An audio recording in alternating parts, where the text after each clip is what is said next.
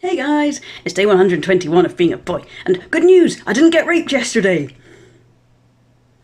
It must be because I identify as a boy. I don't know why everyone doesn't just identify as a boy. We get rid of patriarchy and sexism overnight. I suppose some folks just like the idea of being victims of patriarchy, and that's why they identify as women. Like Julie Serrano.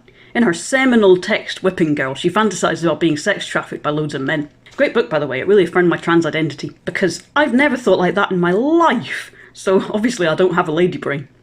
But yeah, it got me thinking about how lots of trans women are interested in rape, and not just in committing it. Like Mridul Wadhwa's been in the news lately. She's a trans woman who runs Edinburgh Rape Crisis Centre, and even though she's the CEO, she says she does counselling with rape victims a couple of times a week, just to keep it fun. And she's really good on calling out bigotry from those privileged rape victims, making sure that they're not ignorant of other cultures. Although white Scottish rape victims being ignorant of other cultures is kind of a good thing, because if they knew about Indian culture, then they'd know that Mridul is a boy's name. Anyway, there was a big stooshy recently where Mridul acted very irresponsibly, and there was an employment tribunal at the Rape Crisis Centre.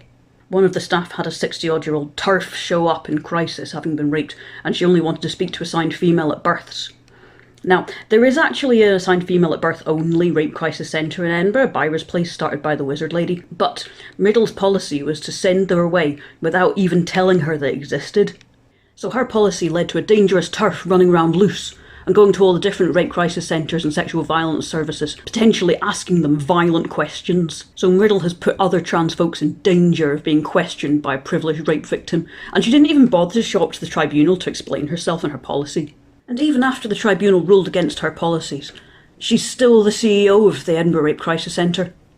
So I hope you and all the trans community will join me in sharing the hashtag #MridulMustGo! Love ya!